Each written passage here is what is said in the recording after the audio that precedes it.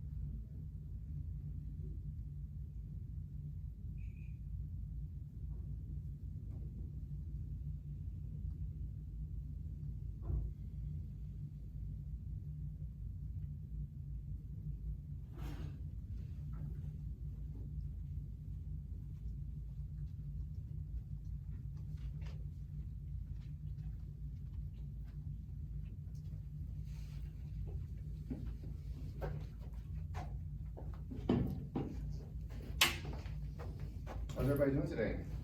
Doing good. Good?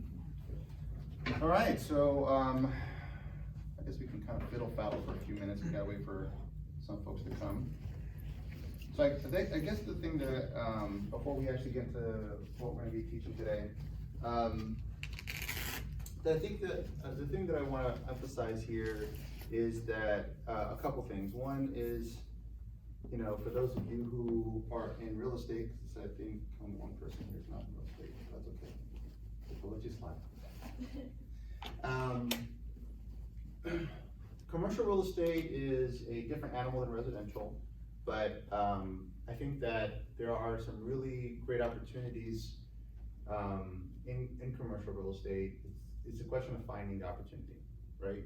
Understanding what that opportunity is, and regardless of what industry you're in, you know, it's an asset class that has, there's definitely risks that are involved in it, but they can be calculated, which is really nice about commercial real estate, right? You can really calculate your risks really, really well in commercial real estate. So from an investment perspective, it really is if you're smart about how you calculate that kind of investment, there are substantial upsides to commercial. It can be very intimidating getting into commercial real estate because there are a lot of complexities to commercial real estate, and unlike residential, there are no guardrails.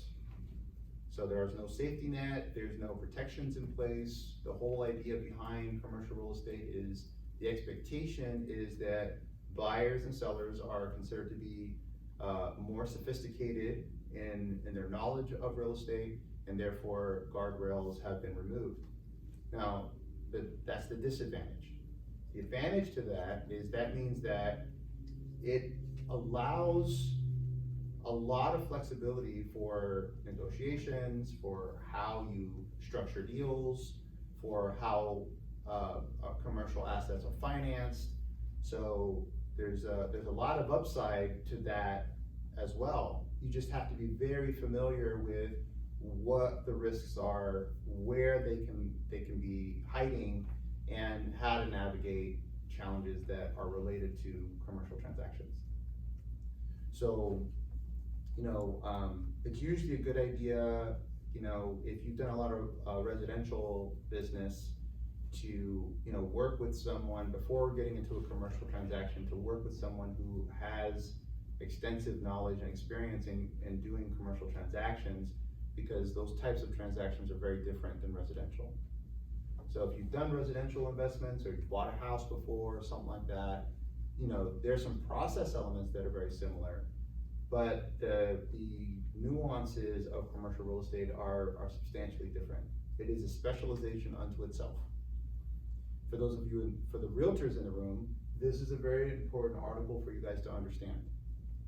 Article 11 of the National Association of Realtors, as it relates to our ethics, specifically stipulates that any specialization that a realtor endeavors into, right, and commercial is considered a specialization, right? If you are not familiar with commercial real estate or any specialization in commercial, that could be buyer broker, that could be business brokeraging, for example. Land is considered a specialization. If something goes awry and you are found not to have any experience in the realm of any of these specializations, you could be held to an ethics violation according to NAR. So make sure that if you are going to get into any kind of real estate outside of residential, that at least do 1 or 2 deals with someone who knows what they're doing, who has experience doing it. Because God forbid you guys take a misstep, right? Unfortunately, what can happen in a situation like that, if a complaint is put into place, you could be held for ethics violations, and that could put your license in jeopardy. Everybody understand that? Yes. So this is what the owner of our brokerage wants me to share with you, and this is what the broker of record for our brokerage wants us to share with you. So if you're working with a commercial real estate, if you're working with a real estate agent with commercial experience, just make sure you understand what their experience is. Because even within commercial, there are specializations. Retail is a specialization within commercial. Office is a specialization within commercial. Industrial, right? Gas stations, just gas stations, that is a specialization unto itself. So just make sure that whatever you're interested in getting involved with, or if you have a client that's interested in a specific type of commercial real estate, make sure that you have someone who either has that specialization or partners with someone with that specialization. I do that all the time. If I have a client who's interested in something that I'm not familiar with, I will bring in a commercial partner who does have that specialization. And sometimes they take the front seat and they will take the lion's share of that commission, and I'm okay with that. Because I'd rather the client be served well with someone who knows what they're doing. I don't want to muck it up. It's not worth it to me. Okay? Everybody on the same page? Yes. Awesome. Okay, so today we're going to be getting into what a commercial real estate transaction looks like. And for those of you who've done real estate, residential real estate, there's going to be a lot of similar elements. You're going to see a lot of similarities. So what I'm going to kind of touch into is some of the nuance of what the transaction looks like, so you guys can just understand like where there are some differences and what things to kind of pay attention to. Okay, my goal here is to make sure that you guys are aware of like what a commercial transaction would look like if you were to take on a commercial transaction, what kinds of things to be paying attention to, and to at least, if you're having a conversation with someone, you can at least be able to walk them through where some things are kind of the same and where some things are kind of different. Okay, so I'm gonna use my little cheat sheet here because every commercial transaction is gonna actually be kind of different, to be honest with you. So even though there is sort of like some things that happen that are very much the same, commercial is, like I said, it's kind of its own animal, and because there are no like guardrails in place, that the process isn't always exactly the same every single time. Most of the time, it kind of follows this format that we're going to be covering today, but there are times where it doesn't follow this format at all. So just be aware of that. Okay. So just like when working with, we're going to work as if we're looking to invest into a piece of property, right? So just like we do with residential, we go through sort of a planning and consultation, right? Planning and consultation process. Consultation. I'll try to work on my English. So we go through a planning consultation process, and this is where we kind of identify in the sit down. We do all the preparation to make sure the client is aware of, just like a buyer presentation for a home. You sit down and you provide some insight on what this process is going to look like. Make sure you get some insight on the parameters of what the investor is looking for, or what the buyer is looking for. Typically it's an investor, right? Sometimes it'll be like an owner-operator who wants to operate their own business. So, you have to understand that, because that's going to be a factor in how you're gonna be moving forward, so that you can really understand what their goals are. I can't tell you how many times I speak with people who want to get into commercial real estate, and they don't really have a clear picture of what they wanna see, what result they wanna see, right? Sometimes they don't even have a clear picture of the budget they're working within. So, and that can be a bit of a challenge, because without a budget, it's hard to know, well, what kind of property am I even sending you in the first place? And sometimes the budget is not terribly important. I've worked with investors that they'll tell me, well, I'm okay to spend anywhere from $1 million to $10 million. That's a pretty wide budget, right? Well, Mr. and Miss Investor, if that's the case, what is actually the important factor for you to even make a decision in the first place? Oh, well, I need to see returns of X or Y.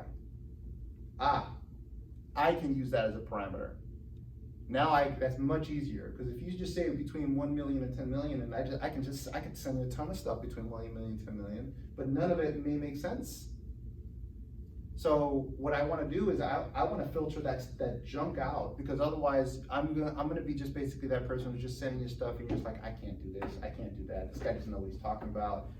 What a waste of time this is, right? And everyone is ultimately wasting their time. I'm wasting my time looking at sending you properties that don't make sense, and the person who's receiving those properties feel like they're wasting their time looking at properties that don't make sense. So we want to get some clarity, right? So in this section, what's really going to be important here is identifying either a budget, right? Some kind of a budget of some kind, or maybe there is a ROI goal or something like that, right? Some kind of ROI goal.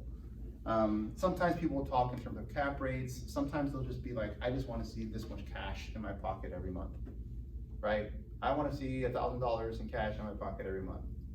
As long as I see $1,000 cash in my pocket every month, I'm good. Whatever it is, just make sure you get some clarity on what exactly that goal is, because for just about every commercial transaction, the vast majority of them are going to be investment based, right? They're looking for a return. Go ahead.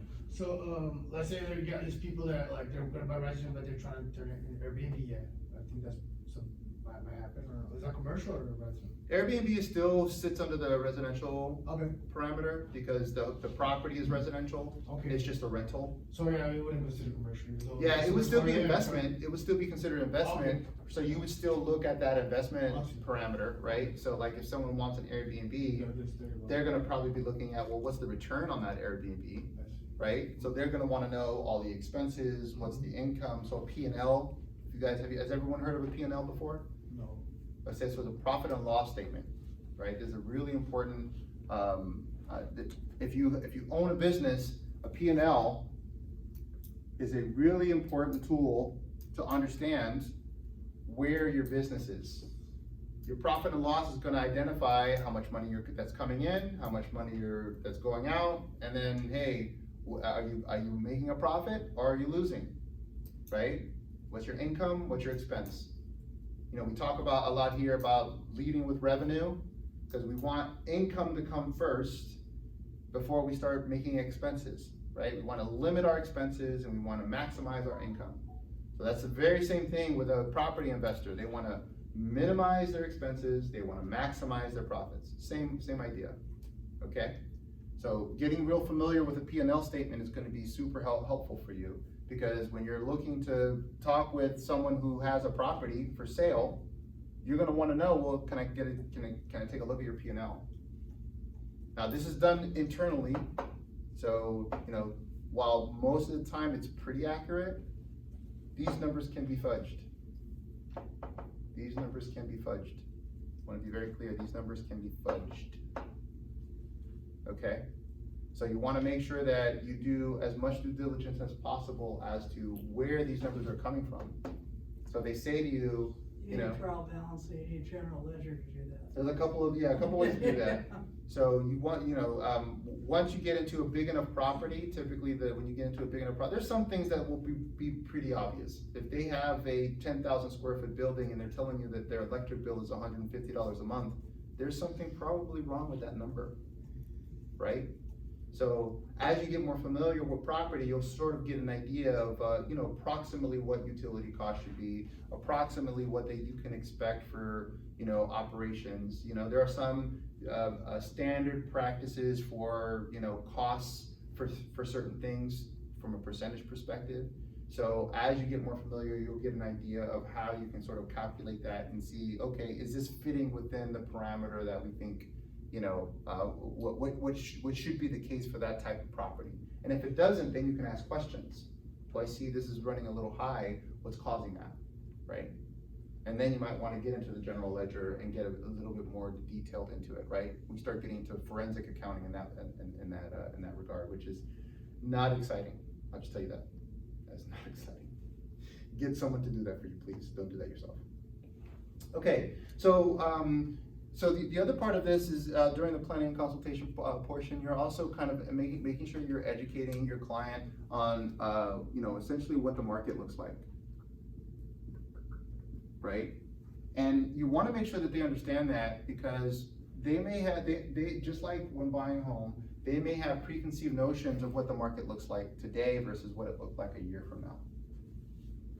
Right, like a year, if you're looking at, for example, in residential, if you were buying a home a year or 18 months ago, right, there was a frenzy for homes, there was a really strong seller market, there were buyers that were coming hand over fist, trying to, wrestle each other to try to get into a home. And is that the case today? Is that the case today? No, that's not the case today. The market has softened substantially. We're really looking at about 4 months of inventory, where 18 months ago was probably about 3 weeks of inventory, right? We're leaning into a more balanced market now. So what does that mean? That has an impact if you're a buyer or a seller, right? And that's the same thing for commercial. So if the market is not as strong for sellers as it was in the past, you want to make sure your buyer knows that, because that means that they have more leverage. They have more leverage to negotiate. However, if the market is really strong for sellers and is not very strong for buyers, then the buyers need to know that. They don't have very much leverage, right? So we want to make sure that they're aware of where the market is, so that they know how to invest in how to put together an offer that's going to make some sense. Now, when we go into the search process, right? So now we're going into kind of like the search process. When we go to the search process, there's a number of different ways in commercial where that can happen. A lot of that you're going to find on tools like CRE, LoopNet, right? There's a couple other ones that are online, okay? But what is not often leveraged is the I would say the real estate network, right? Network of brokers.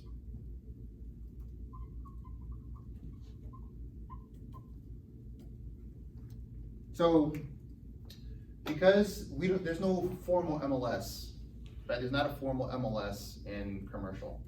So, CRE and LoopNet are essentially behave kind of like an MLS, right? Where it's just a list of commercial properties that people can look at. The real estate network of brokers, that's not a formal organization. I'm just letting you know. It's just a network of brokers, commercial brokers. There's oftentimes, I have them, other commercial agents have them, where people have said, I would sell for the right price, but I don't want to list my property. I get that all the time. So I'm like, okay, that's great. Let me get your information. Let me understand the ins and outs of your property as best as you're willing to share. And then, that way I will create an off-market, essentially like an off-market list of properties that are viable. And then as I have buyers that kind of fit the criteria, I can go ahead and share those buyers with you and see, hey, maybe we can make a deal happen. We can connect you guys. It's not ideal for me because I don't have that listing. It doesn't allow me to be able to market that listing effectively, right? And anyone who brings that person a buyer is ultimately the one who's going to make that deal happen. Not exciting for me. However, if I have a buyer that has an interest in a property that matches that criteria, then let me go ahead and at least get them connected and see if we can make a deal happen. So that happens very often. typically what I'll do is I'll create a buyer profile. This is something that we typically see, we sometimes see in residential real estate, but it's really critical in commercial real estate. Because that profile is something that I will share. I will go ahead and do a blast out. If I have a buyer who says, hey, I have a $5 million budget and I'm looking to buy this kind of a plaza with, you know, these kinds of returns, and I'd like to have it in this area. Well, you better believe I'm gonna put together a profile for that client, and I'm gonna go ahead and send that to every single broker that I have access to. And let them know that, hey, if you have something that's on or off market or coming on market soon that matches what this buyer profile is looking for, I would love to have a conversation with you. And I'll get phone calls. Hey, I have something, hey, something's got off market, this person, everyone has one. Everyone has a bunch of different like pocket listings essentially, right? That they don't necessarily have control over, but they know that the seller is interested in selling, they'll be interested in making a deal happen if they can come to terms. And that allows for, there's a lot of broker to broker stuff that happens you never see on the market. I would say maybe 40% of deals happen off market in commercial.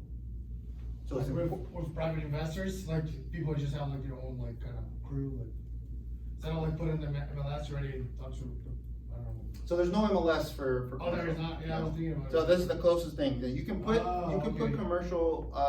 You can put commercial buildings on MLS. That is a thing. You can't do that. There's a commercial section in MLS. The vast majority of commercial brokers don't use it. It's not useful to them, right? There's all these restrictions that you have to abide by with MLS. That MLS has. That it's designed for residential. And because those guardrails are put in there, it makes it real challenging for commercial brokers to be able to put stuff on MLS, because they typically have to follow a lot of the same rules, which, you know, in commercial, especially if you're not used to having to deal with those rules because we don't have the same rules in place, it's kind of annoying. And then most of the time what happens is that because a lot of commercial brokers also don't use MLS as a tool for searching for property, what happens is you get a lot of residential agents who, they have a friend who has a ton of money and they want to buy a commercial property. They have no experience in doing commercial real estate, and the commercial agent ends up having to do essentially both sides of the deal, but still has to pay out the buyer broker commission on the other side. And for commercial agents, that can be very frustrating when the other agent that you're working with, who's supposed to be doing their part of the work, it doesn't know what they're doing, has no idea what they're doing, could potentially cause problems in the deal, and then they also have to pay them for not knowing what the hell they're doing. That can be very frustrating for a commercial agent. It's like if you guys had a residential deal, right? And then you're working with a buyer, and the buyer has no idea of what they're doing. Their friend who just got their license yesterday, you know, doesn't do anything in the deal at all. They come at the last hour and says, I'd like to get a check, please. And then here you are, you've done all the work on both sides of the deal, and then now you gotta pay this person who's not done really anything and probably has caused problems throughout the entire process. Now you gotta pay them, right? The seller has to pay them. And that's frustrating because they didn't do any work at all. So that's why a lot of times you don't see a commercial real estate listed on MLS, because it can be quite frustrating for a commercial agent to have to work with residential agents. You'll find that a lot of times, if you're a residential agent and you even make a phone call to a commercial agent, they probably won't respond. Even if you say, I have a buyer that's interested, they probably won't respond to you. So make sure if you're going to work with if you're gonna work with an agent, if you guys are interested in buying commercial, right? If you're gonna work with an agent, make sure it's an agent who's specialized in commercial, because if you work with an agent who specializes in residential or a commercial type person, the commercial agents, they just don't have appropriate respect for residential agents. It's unfortunate, but that's the truth. Not all agents behave that way. I return phone calls. I don't mind returning phone calls. I just make sure that the agent that I'm talking to understands that if they have no experience working in commercial, we're probably gonna have to work out a little bit of a different arrangement for commissions. I just make sure that it's very transparent. I'm happy to help you work through this. I will, I'll guide you through this, but we're gonna have to adjust our commission structure for this. Because it isn't fair that I'm gonna essentially be teaching you how to do the thing that you're getting paid for. That doesn't seem right to me. And they have to make a determination if they wanna continue moving forward or not. Okay? So leveraging the network of brokers is going to be a big deal. If you're working on a commercial deal and your broker is not doing that, you need to ask them why not.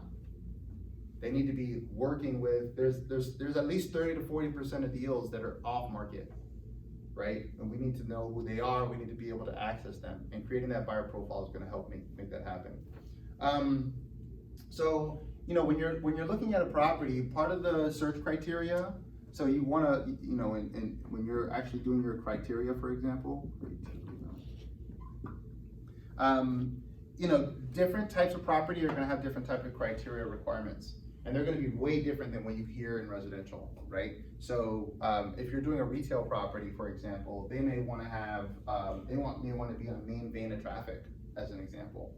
They may wanna be on a main vein of traffic because they wanna get that traffic count, right? That's a big thing for retail, traffic count.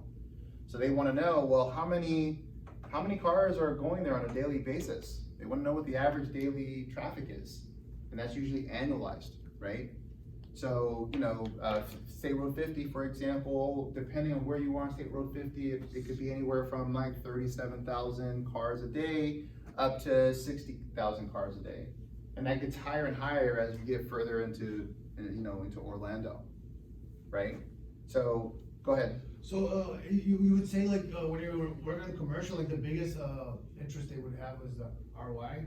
Or like, what are they looking for? Because residential, they're looking for something to comfort, yeah? Return, they're looking for return, or they're looking for a business, or what do you usually get? So it depends on the buyer. Oh, it depends? Yeah, because like, for example, if you have a doctor, if a doctor's okay. looking to run their operation out of a building, then they're not looking for ROI. Okay, I Right? see, yeah, true. They're looking for a building that can be suitable for their practice, that can accommodate all the space that they need, right? And then, because their business is what's gonna generate money for them, it's not the building, right? So what's more important for that particular buyer is that the building is suitable for their use. So they may be more interested in the condition of the building, that, it's gonna be easy for them to, turn it into their practice, right?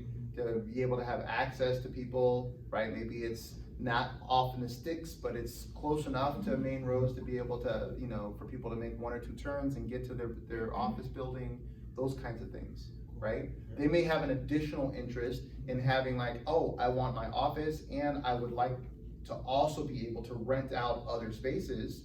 So they may have sort of a combined interest. So they want something that's for their office and they want some income from the rest of the building. But most of the time, they're not gonna want something that's gonna be, so most doctors, for example, are not buying like a 5-story building for their practice so they can work out of the first floor. Okay. And the reason being is because most of the time they're leveraging SBA loans, which is the most common loan that you see owner-operators use to buy property. We'll get into that a little bit, but basically SBA loans provides owner-operators to borrow money for their business, either for real estate or just in general for business growth. And the only down payment requirement that they have to put into it is 10% versus the 25 to 35% that's typically required for a commercial purchase, because they're operating their business out of it. So that's one. Two, the SBA also permits them to be able to purchase a building that's bigger than what they need. They just need to operate out of 51% of it. And then the rest of the building they can use for whatever they want. But they have to operate out of 51% of the building. At least that has to be the intention. If that changes in the future, there's no like SBA police.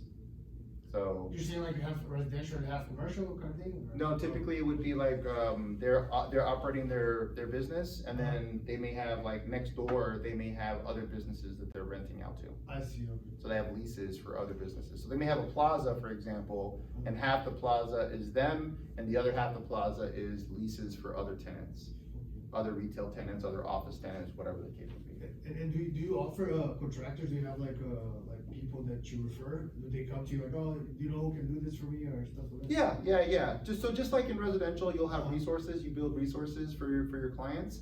So I have a number of contractors that I often amazing. use to, depending, and then sometimes they have contractors that specialize. So medical is a specialization. So talking about specialization, office is a specialization within the commercial world. Medical is a specialization within office. Okay. So medical is different than professional office. So there's a lot of like branches of specialization that happen. And when you're working with, like, it's very normal to have someone who is so specialized that all they do is essentially medical office space. They only lease medical office space, they only sell medical office space, that's all they do. Because that has its own specialization. There are certain guidelines that you have to follow. There are certain power requirements that medical has, right? There's a certain plumbing requirements that medical has. So, I mean, if you think of a medical office, right, they have usually really high power machines in there, x-ray machines, all kinds of diagnostic machines. Those usually require like more power, right? And then in addition to that, typically every medical office itself, the actual offices typically have their own sink, they have their own plumbing, so that all has to be plumbed, right? So there's all that. And then they have, usually they have special waste requirements, because everything that they throw away is considered has high contamination potential, right? So they have a bunch of different special requirements that they have to follow. So, having somebody who specializes in those things, whether that's a contractor who knows how to build medical, or having a building that's already designed for that. Now, office buildings, retail buildings can be retrofit to medical use. That can be a thing. There's a cost to that, but that's certainly a thing that can happen. Very expensive. They're expensive, yeah, they're not cheap. Right. Yeah, it's not cheap. So, but understanding the criteria of the client is gonna help, because if you know you have a medical doctor who doesn't care about retail or traffic counts, right, because typically they don't. Medical doctors are considered a destination. Most people make appointments to go to a doctor. They don't care about necessarily having the frontage, right? It's not critical to their business. Sometimes they like it because they just like the ego boost of it, being on 50 or being on 27, but most of the time it's not necessary for them. And because they're looking at the bottom line, you don't usually see doctors that are right on 50 unless they've been on 50 forever, right? That's usually when you see them on like 50 or something like that. Sometimes the urgent cares will be on 50 because those are obviously drive-by, people want to see those. But your general practitioners and stuff like that, they typically don't care about that. They just don't want to be too far lost. They don't want to be 12 turns in, right? They want to be 1 or 2 turns in, and then there's the office, okay? But understanding the criteria for the client is going to be really critical, because as I've just mentioned, you hear, depending on who the client is and what they're looking for, the criteria can be vastly different, even if they're both looking for office space. So we just want to make sure that we get clarity on what that criteria is, so we can identify that, and then we can put that into the actual the buyer profile. So let's say we find a property, right? So I would say, I was gonna say due diligence, but really, let's say we find a property, right? And the next thing that we want to do is, hey, we have an interest. We want to go ahead and put a property. We want to put we want to let them know that there's an interest. And typically, what we use is what's called an LOI. So the letter of intent. So a letter of intent. The reason why we use a letter of intent is because we could put a contract together. We could. The problem is that it's very rare for the standard commercial contract that's provided by the by NAR and the bar. It's very rare that contract is actually utilized as is written. Most of the time, I don't think I've done a deal where the contract wasn't completely like adjusted, rewritten, altered in some capacity, either by the buyer or by the seller. So because we don't wanna get into, because we can't rewrite contracts, that's not our jam, that's not what we do, that's practicing law, we're not permitted to do that. So because we can't rewrite contracts, what we can do is provide a letter of intent. Now, the letter of intent is non-binding. It's literally a letter of interest, right? I have an intention on purchasing your property, and these are the terms that I'd like to propose. Now, you and I, as realtors, we can negotiate that all day long, because it's non-binding, it's not a legal document. If all parties sign, all it is basically a really formal handshake on paper is basically what it is, but it's not a contract. So you can go through the entire letter of intent, have everyone agree to it, everyone signs off on it, and then on the day that you're about to sign a contract, they say, no, thank you, we're gonna go with this other offer. That can happen. And there's nothing you can do about it other than pout and cry and go into a little corner and be sad. There's no legal ramification for that because this is not a legal document. It is non-binding. That's why we can alter it. Okay? So, but the letter of intent, typically, most of the time, I'll say the vast majority of the time, everyone, because it's like a formal handshake, everyone typically abides by it. It's very rare for someone to say, you know what, I know that we agreed to all this, but we're not gonna do this anymore. It's very rare for that to happen.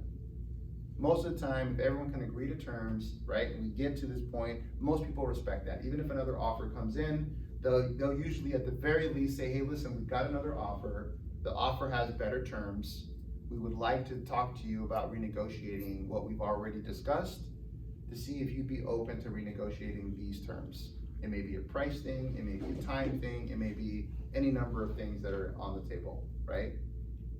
And then you can have that conversation. But very rarely do they just say, hey, listen, thank you, but no thank you, we're just moving on. Usually they'll introduce a new contract. Most of the time also is if there's a letter of intent and someone comes in with another offer, most of the time the seller will respectfully say, hey, listen, we're currently negotiating a deal right now. I wanna see how this deal pans out. If it falls through, then we'll have a conversation. Most of the time. Which is nice. It's nice that people are still willing to do that, even though they don't have to, they're not obligated to. They kind of feel like, hey, we've started this negotiation, let's go ahead and finish it out. But that is not a guarantee, and not everybody will do that. There are gonna be those people who are just gonna say, hey, your letter of intent, well, it was okay, but now it sucks, I found something better, say goodbye. If you can't meet or beat their offer, then we're done, right? So that can happen too. It's rare, but it can happen, okay? So the letter of intent is going to discuss all the terms, and all your terms are gonna be the purchase price, right? Your due diligence time frame. So due diligence can be anything from, you know, that will include, let's go ahead and actually get into that, due diligence. So you have usually, in due diligence, you have your property inspection. So that's gonna be very similar to what you see in residential. Right, your property inspection. You will also have, you may have like an environmental inspection, right?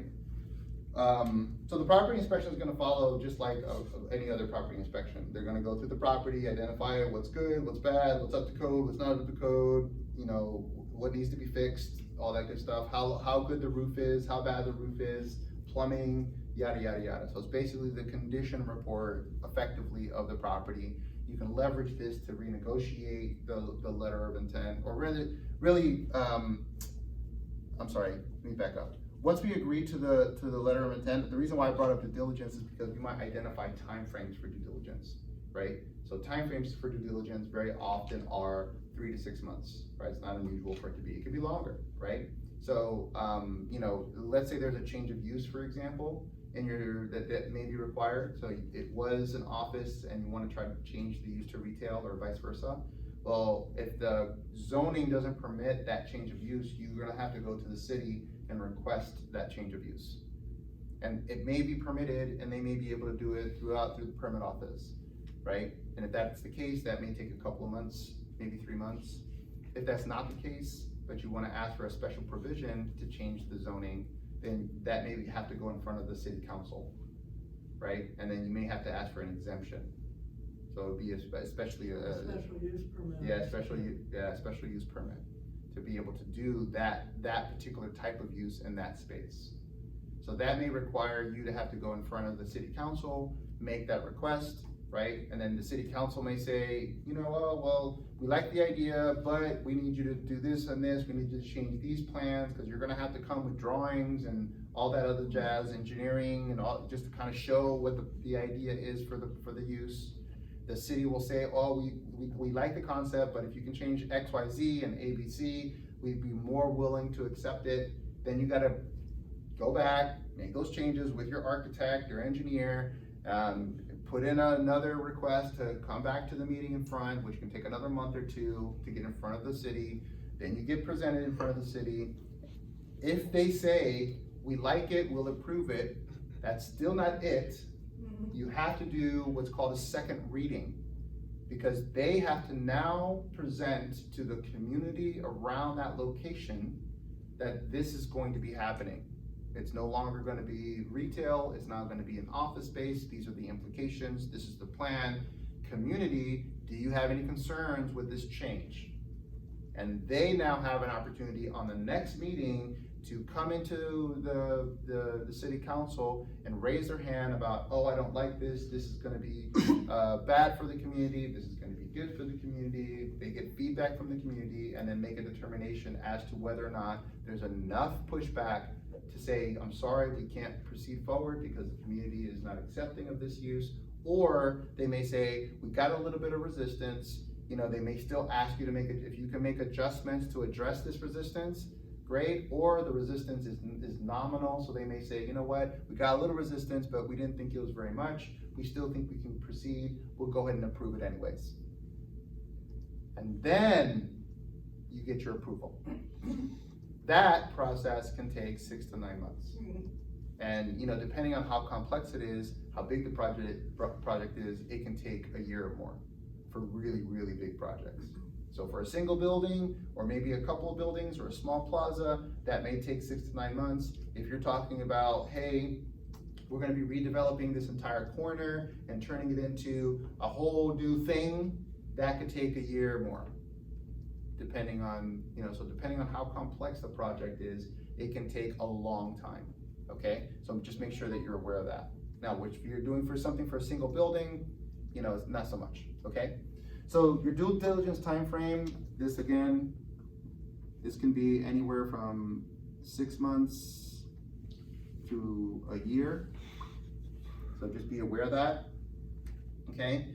Once you kind of agree to what the due diligence terms are gonna be, what the price is going to be, any provisions that might be in the contract that are gonna be important, then you go and say, okay, we agree on the LOI, we wanna go ahead and put this into a contract.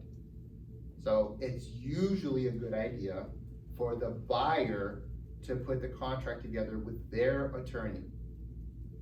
Does anyone know why that's the case?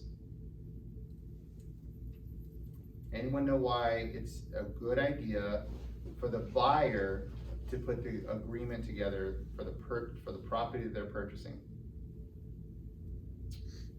Well, pretty obvious. What do you think it is? Go ahead. Yeah. Well, the reason is because the buyer probably has no experience whatsoever in this process they're just about to go into, whereby the seller does. Because they actually own a property. Or the lessor, or whatever. So the buyer is kind of like out in left field, and definitely needs an attorney to navigate the waters. Yes, that is true. That is true. The other thing that you also got to take into consideration is, if the seller writes the contract, if the seller's attorney is writing the contract for the purchase that the buyer is making, who is the attorney going to protect? The seller. And that's the seller. reason, and that's the reason, Yeah. exactly, you know, so. So you gotta be, it's really important, if the buyer is buying a property, the seller already owns the property. They already own it, right? They're not taking a risk in selling it. They already own it. The only thing that they're doing is they're eventually going to get money at the end of this transaction. The buyer, on the other hand, is putting money into this property, and there is a risk that there may be something afoul with the property. So the risk is on the buyer. So it is prudent to have a contract written by the buyer's attorney. So just make sure that when you go from LOI to contract, that you tell the buyer you want to have the buyer's attorney write the contract. Buyer's attorney. Is that something that a seller might be pushing for, that they want their attorney to write? It's very rare. Okay. It's very rare. So typically, you know, the seller also doesn't want to spend the money on having their attorney write a contract. The seller doesn't want to spend any money at all. I'll put it to you that way. So usually the seller is perfectly fine. They're probably going to have their own attorney review the contract, and then the attorneys will go back and forth to figure out the nuances. But in the end of the day, because the buyer's attorney wrote the contract is going to lean towards the buyer, and then it's up to the seller's attorney to go ahead and ensure that they put the protections in for the seller. But that's not something that you want the seller to start with. You want the buyer to be the first one to write the first draft, right? Unless you represent the seller. Unless you represent the seller, of course. But most of the time, it's as long as both sides have a good real estate attorney, usually they're already very well versed. They know how to protect each of their clients, and they're going to come to some agreement in there to make it work. I've not seen a situation where, you know, well, that's not true. Sometimes attorneys can muck it up. That does happen. They tend to muck up residential stuff more often than commercial stuff because they treat the residential stuff like commercial transactions. And that gets, they make it more complicated than it needs to be, oftentimes. But in the commercial world, for the most part, if you have a good attorney on each side, usually if you just have a good attorney on one side, honestly, if you just have a really good attorney on one side, usually that attorney can help salvage whatever the bad attorney on the other side is trying to do, usually. Because they're gonna catch all the bad shit. So, you know, align yourself with a really good real estate attorney. If you're getting into a commercial transaction, align yourself with a really good real estate attorney that knows and understands how to negotiate a commercial real estate transaction. Because that person's gonna save your ass. And you can lean heavily on that person. I do all the time. I have a few commercial real estate attorneys that I use, and if there's any question on language or anything, I usually will run it by the attorney first. Hey, I'm doing this addendum. They've asked me to include this language. Is there any special language that I need to include that you want me to include in the language before I write it up? So I'm still writing up addenda, I'm still writing extensions, those kinds of things, because it makes no sense to have the attorney do it. That's all simple stuff. But I am still leaning on the attorney on, is there any special language that you need me to include in here? Because I wanna make sure that I don't write anything that's gonna muck anything up. I wanna make sure the buyer's protected. So that attorney, if you get yourself a good attorney, they'll be willing and able and happy to help you. Just don't blow up their phone all the time. Call them only when you absolutely need them. Okay? All right. So now we've gone from LOI to contract. The buyer attorney has submitted, right? Now we're getting into our due diligence time frame, right? So we have our due diligence. Our due diligence is going to include everything from zoning changes to property inspections, environmental inspections. There's also going to be like a financial analysis if this is going to be like an investment property where there's already like tenants and stuff like that. So this is where the P&L is going to come into play, right? Usually they'll have a P&L available for you to review. Typically, I like to ask for P&Ls for the last 3 years, so I can see if there's any trends on the property. That would kind of give a sense of there being any trends on the property, right? Is the profits increasing year over year? Are they decreasing year over year? Those kinds of things.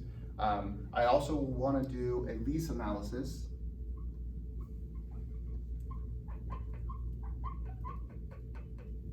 Where I get to review all the leases that are in place. Cause I wanna know when the leases end, how much is each tenant paying? Are there any special provisions that I need to be aware of for leases? Those kinds of things, right? And it's important because the seller may have forgotten, that tenant B has a first right of refusal on the sale of the property. And does everyone know what that means? So first right of refusal means that they've negotiated in their lease that if the seller decides they want to sell the property, that tenant gets first right to purchase the property before anyone else does. They may have negotiated that in the lease. I've seen that a lot. Yeah, but that does for commercial renting, he has that on the lease. That I'm they sorry? have the option of purchasing while they're renting, that's what you're saying?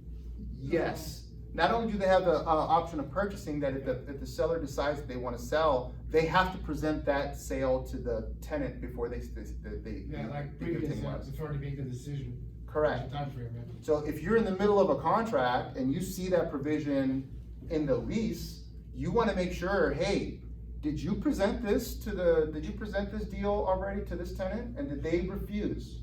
Because if they didn't refuse, you're gonna be in a deep one. You pretty much go through the estoppel process anyway. I know, I understand that, but what Right. my point is understanding the leases is gonna help you understand that that's happening. That's gonna all be part of the entire lease analysis process, right? Is getting an understanding of that process, okay? Now, in terms of the legal review, this gets into the estoppel, right? Then you do the legal review on this property. What are all the legal implications of the property? The estoppel that she mentioned is a document that identifies anything that is an obligation on the part of the seller or on the part of the tenants as it relates to the property.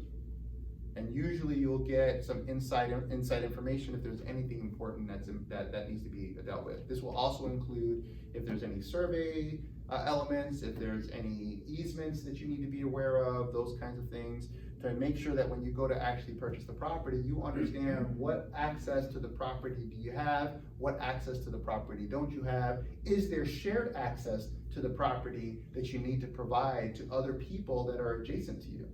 I'm dealing with a deal right now that had easements on it, and the easement wasn't even a standard easement, it was a community easement. That's a crazy one. We don't even deal with community easements anymore. What a community easement basically states is that everybody in the adjacent neighborhood has ownership in the easement. So in order for you to remove the easement, you gotta contact everybody in the community and get them to agree to do that easement removal. Now, luckily the easement had been there for, 20 some odd years. So there's a legal provision that provides what's called a quiet title, right? And what that does is it basically says, okay, if you give everybody notice of this community easement and they now have an opportunity to essentially complain or say, hey, I don't want this to happen. If you do that, you make a notice to everyone and they don't respond, I think within 60 days, I think is the time frame.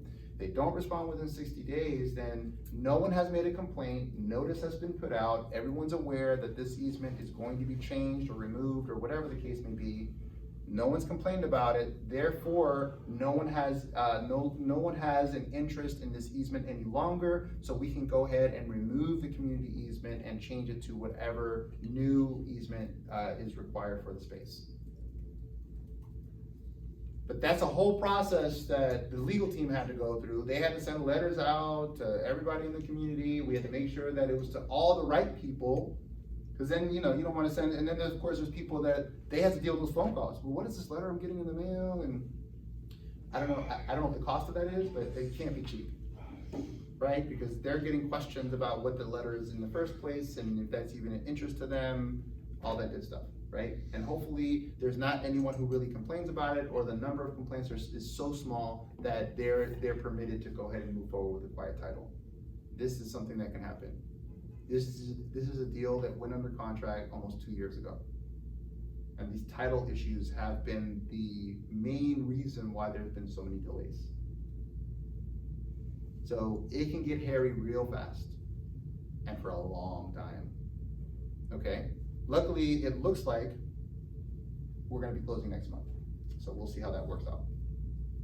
Okay, so now that we've gone through that, I just wanted to say something else as far as the estoppel Yep. process is concerned. It's also a confirmation of the rental terms and what's been paid and what is outstanding, if anything.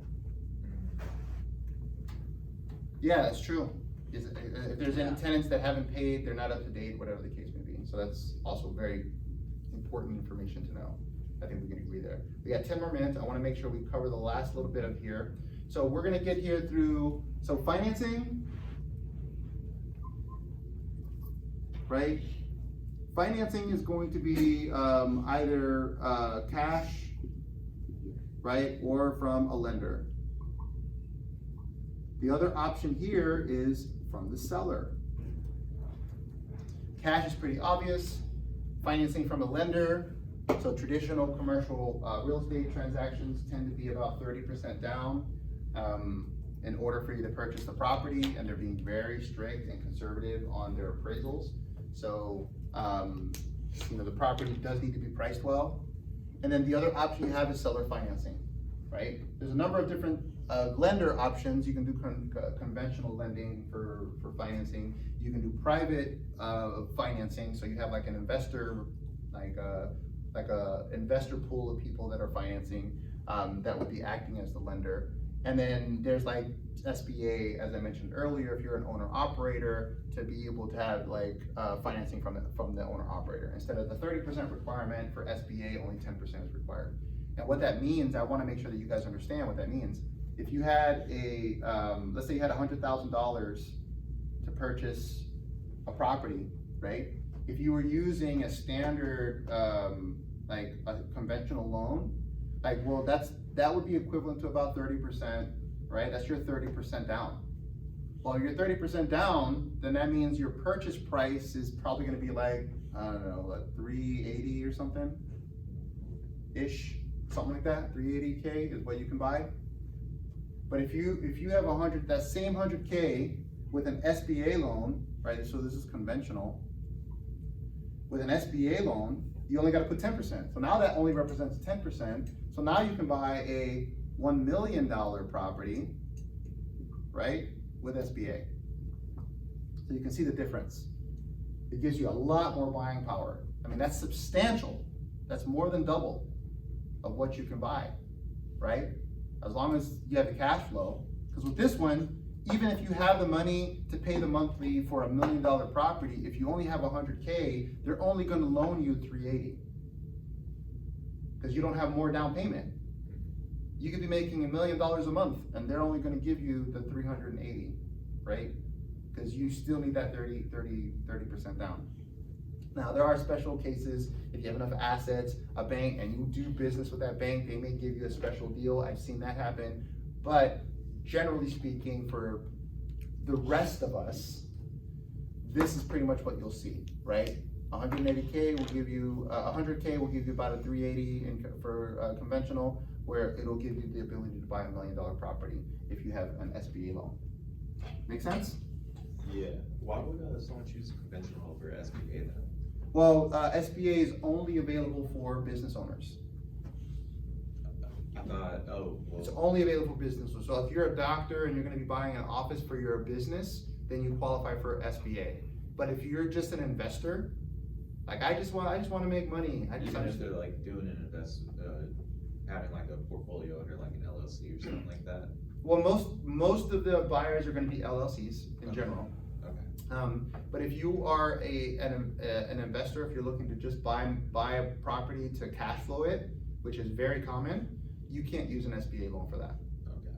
Because that's specifically done, SBA is Small Business Administration. It's specifically designed for business owners, so that they have more leverage to be able to buy their own property. But investors don't get the advantage of an SBA loan, unless they have a business that they can run out of it, which some people will do that. They'll have a separate business and then they'll put their business into this investment property. And then half of that property is for their business and the other half is for for them to be able to lease it out. So, but that's rare. Most of the time, the reason why they get an SBA loan is because they need it for their business. And there's two different types. So we won't get into that today, but there's two different types of SBA loans that they can use to buy property. One is specifically for buying property, the other is for just growth, but that growth one can be also used to buy property, okay? All right, so we have, and then of course we have seller financing. Seller financing can be done all of it can be seller financed, or you can seller finance a portion. This is the thing that's a little bit different with lenders in commercial versus residential. Lenders in residential, they care about where the money comes from, right? They care. If you have mom giving you, $5,000, they want a blood sample and social security number and a letter stating that it's a gift and all kinds of stuff, right? They're gonna want all that stuff. And that it's not a loan, right? For all intents and purposes, it's not a loan. For commercial, if a lender, let's say I worked on a deal and the lender agreed to do, it was a 30% down loan, and the buyer didn't have the 30% and the money she needed to improve the property. She needed to improve the property, but she didn't have both the money for the down payment and to improve the property. So we went to the seller and asked the seller to cover 15% of the down payment as a loan. It would be a secondary loan after, it wouldn't be on the second position after the primary loan, and it was only for 5 years. So that allowed her to have only put down 15%, and then now she has cash available to improve the property, right? So the lender approved that because the lender doesn't care that there's another loan, because they're in first position, they have their 30% of equity built into this deal. If this deal ends up defaulting, they're still in a great position as far as the bank is concerned. They don't care where the money comes from. They don't need a letter from anyone or anything like that. Listen, as long as it's not money that came from under a mattress, then they don't care where the money comes from. So in this case, the seller can actually help be a secondary loan as a down payment assistance for the buyer in that case, right? The other option, of course, is the seller can be the entire bank. This is usually a really great scenario for both the seller and for the buyer, because you can create terms that are going to be unique for both players in this arrangement. It helps the seller and it helps the buyer, right? Whether that's in terms of how you structure payments, or what your interest rates are going to be, or time to pay, or anything like that. You can structure it in a way that everyone in the deal wins. Sellers like this, especially if they have tax issues, not tax issues, but they're to avoid the tax implications. If you're selling a $2 million property, right, and that's an investment property, because there's no way that the bank's going to say, oh, you live there, right? That's an investment property. You're going to have to pay capital gains on the profits that you get from the sale of that property. And $2 million, if you're paying capital gains, and let's say your tax bracket is, let's be super conservative and say that's 25%. Well, let's say you made $1 million. Well, $250,000 is going to Uncle Sam. That's a lot of money. Yes. So does it matter if they're buying with let's say S corp or LLC, or is just like the bracket always the same for commercial? Well, it depends on so Uncle Sam doesn't care, right? Yeah. What the entity is. You're going to be paying taxes somewhere. Now there may be other write-offs that you can counter that, but they're gonna put you in for some kind of tax element, right? There's all kinds of creative accounting that someone can do. I'm not an accountant to avoid having to pay that, but if you have enough assets to do that, then that may not be an issue. If you don't have enough assets to do that, and you don't have a Harvard CPA doing your accounting, sellers will often like the seller finance option because they don't have to pay $250,000 on the sale of the property, because they're not getting $250,000 right now, right? Taxes are accrued every year. So they're only getting interest, right? And then they're getting paid back on the loan. Well, you don't have to pay taxes on a loan. You only have to pay taxes on the interest, which is substantially less than what you'd be paying if you were just paying on the full sale price, right? And then what's also nice is that because banks have lobbied to be, you know, treated really nicely by the IRS, interest in this case is treated differently than traditional income. So the tax implications for interest payments is less than what it would be if it was just regular income. So there's a couple different benefits that you get from a tax perspective if you're a seller doing seller financing, right? All right, obviously we gotta go through the appraisal process if it's a lender. Most of the time, I'm not saying most of the time, I'll say about half the time, if they're seller financing or they're cash, they will not do appraisal. If they're cash, if they're a cash buyer and they're buying a commercial property cash, they've probably done this before, and they already have an idea of what the value is, what they're gonna turn it into, and they've already kind of done the math on it, so they don't usually do an appraisal. Sometimes they do, I would say maybe half the time they do, but half the time they don't. Same thing with seller financing, oftentimes they don't even do an appraisal. Because usually what happens is the seller, let's say the seller wants 1.8 million, right? And the buyer says, well, I can't really afford more than 1.4 million. So, okay, well, what if we do, let's say the property is worth 1.8 million, or something like that. Maybe it's 1.6, maybe it's slightly overpriced. Well, you can go back to the seller and say, hey, listen, what if we do 1.4 million, you finance it for the next 20 years at X%, and you make up the difference in finance charges so that you get your 1.8 million at the end of the 20-year mark. And I still only pay 1.4. You see how that works? The seller gets the money that they want, the buyer gets the price that they want, because the seller finance made up the difference. So you can put deals together like that too. I don't know if that makes sense to everybody? So let's say, for example, the property, it doesn't matter what the property's worth. The seller wants $1.8 million, right? The buyer really doesn't want to spend more than $1.4 million. But if we do seller financing, the seller is going to get interest on this 1.4, right?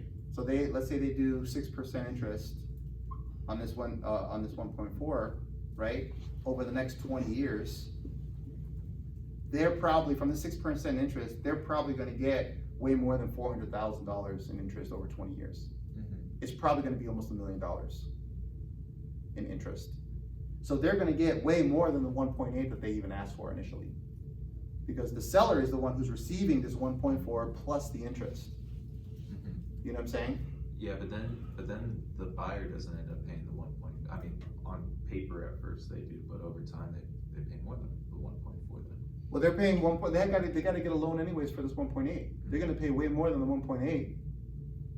So if they gotta get this 1.8 and the loan is still at 6%, because it's probably gonna be similar, you're gonna pay 6% to the bank here, and end up paying like probably $3 million, I would probably say. You'd probably be about $3 million paying it here. Or you pay 1.4 at 6% for 20 years and you only pay like 1.8, maybe 2 million. Maybe you get $2 million here. This is still a better deal. You see what I'm saying? Yeah, specifically for the seller. For both of them. Yeah, well, yeah, for both of them. Because even at the end of the day, this is gonna end up to be about $3 million.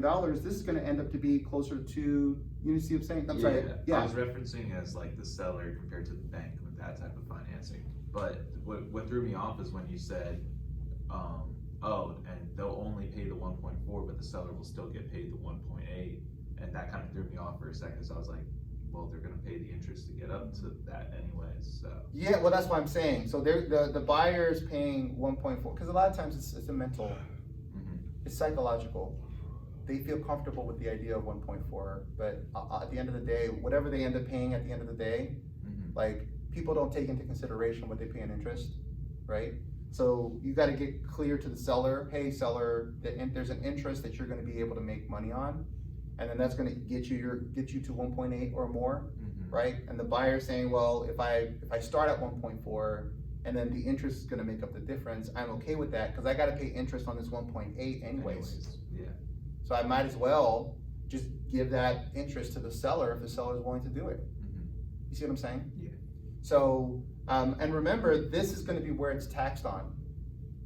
It's the tax implications, so what they have to pay tax on, in terms of like what the property tax is gonna be based on this number, not this number. So the buyer also gets the advantage of the lower purchase price for tax purposes, year over year. So there's a number of different benefits that come to the buyer. Yeah, for sure. Okay. Okay, so, yes. So can you do with commercial, is it common to do maybe half, owner finance and half finance? Is that You something can. common? Yeah.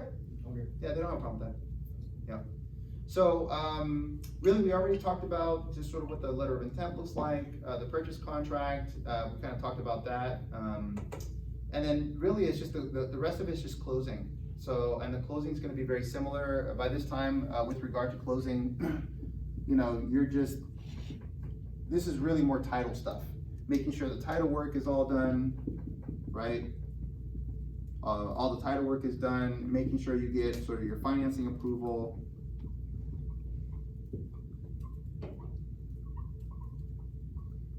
Right? And then actually going to the closing table and then, you know, paying off balance. At closing. By the time you get past most of the financing, once you pass due diligence, you're really just waiting for title to kind of wrap everything up, put a bow tie on it, and change the, you know, get the property over to the buyer, and have the buyer transact the final payment. Does that make sense? So that's essentially what a transaction is going to look like. If you are looking to purchase or you're going to be working on a commercial transaction, that's what you can expect. Okay, so you can see it's structured very similar to a residential deal, but there are a lot of sort of nuances in here that are going to be very different than what you'd see in a residential deal. Yes. So I think you said it right about it, right? How long is the difference between a residential and a commercial sale? So a commercial transaction will usually take, a residential transaction will take about 30 days. Okay. A commercial transaction will probably take, I've done it one as quickly as 3.5 months. 3.5, wow. And then, the one that I'm in now is probably like 26 months. Wow, So a little over 2 years. great. Was the whole building? If you don't mind me asking. No, it's an office building. It's not anything crazy. I mean, it's a $1 million property. It's just, there's so many title issues. Oh, man. Yeah, we ran into some really, really bad title issues. Yeah, I was looking into some courses with tax deed stuff, and I finished a course. It's kind of like complicated, the title, it's quick claim deeds and stuff. Should we, if people come up with us, have something like that, is it something, it doesn't matter if we're a realtor or what the title is? Or is it complicating other negotiation stuff to give us a headache? I'm not sure I understand your question. Because like, I think it is an interesting business, the tax deeds, and. That's a completely different business than Yeah, real estate. but I understand that people purchase it and try to get realtors to sell the property after. You can, there's nothing wrong with doing that. Okay. Yeah, as long as you're just doing real estate, just make sure you're staying in your lane. Like, Okay. I wouldn't get into the whole, like, unless you have some kind of certification, or I don't know if it requires a license with regard to, changing, what's on the deed. That's title work. Okay, that's So- nothing to do with us. Yeah, that's nothing to do with us. Okay, that was. Yeah, we don't wanna get into title work. Yeah, just curiosity. Yeah. Stay away from that, please.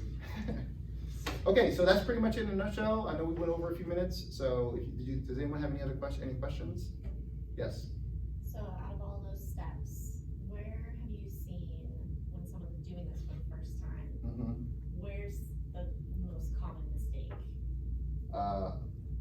Not identifying the right professional team to work with you. That's the most common mistake. People think that they can just kind of wing it, or they just work with a friend, or that kind of knows, or like, you surround yourself with people who know more than you. I mean, that should be the case with just about everything you do if you want to grow as a person. Just surround yourself with people who know more than you do, right? Try to find someone who's done a commercial real estate, just another investor, right? That's done a commercial real estate deal, right? And then use them as your mentor. Hey, I'm gonna be buying something, I'm looking to buy something. You know, I've never done this before, and I just wanna make sure that I'm doing it right? I've selected, maybe you've already identified a realtor or the potential attorneys, or whatever the case may be, right? And you can start the process, but try to talk to someone who's bought and sold commercial property before, and see if they have any, you know, tips and tricks that they've run into. There's so many things that can go wrong, there's so many things that can go right? For me to kind of identify, well, what's the one thing that you gotta, I mean, there's a plethora of things that can go sideways on a commercial deal. You know, the thing that I would say is that be prepared. Here's the thing about commercial real estate. You kind of have to be prepared to spend money and not get a deal, because that happens, right? And not a little bit of money, like you can easily spend tens of thousands of dollars and then the deal falls apart. I'll give you a perfect example of that. I know we gotta go, but we had a deal on a church building where the client we told them not to do this, but they said they wanted to, like, okay. We didn't represent the buyer. We told the buyer, hey, you probably shouldn't do this, it's not likely to go through. But they're like, oh no, we can do this, we do this all the time. Okay. They spent almost $100,000 in due diligence, and 2 months before closing, they walked away from that deal. I think they spent like $85,000 between the engineering plans, architectural plans, all the attorney's fees, and they ate their shirts on it. They walked away. This is not gonna work for what we wanna do. What are you gonna do? But they also didn't listen to the agents and the people that were around them. Like, listen to the people who know what they're talking about. If they say that there's a red flag here, I'm not saying that they may be wrong, but if they say there's a red flag, at least pay attention to it and do your own investigation to identify whether there truly is a red flag for you, and then make a determination as to whether or not you wanna make a move. Because there are some people who are gonna, you know, give you false flags. That does happen. So, but if someone says that there's a red flag, take it seriously, do some due diligence, make sure that you get a couple of different opinions on it, and then once you feel comfortable that, yes, it is a red flag, then you know to walk away, or no, it's not really the red flag that they're saying it is, then maybe you can go ahead and proceed forward. So just take it seriously, that's all. All right? No worries. All right, thank you guys. Now's a good time for a potty break if you're gonna stay for the next class.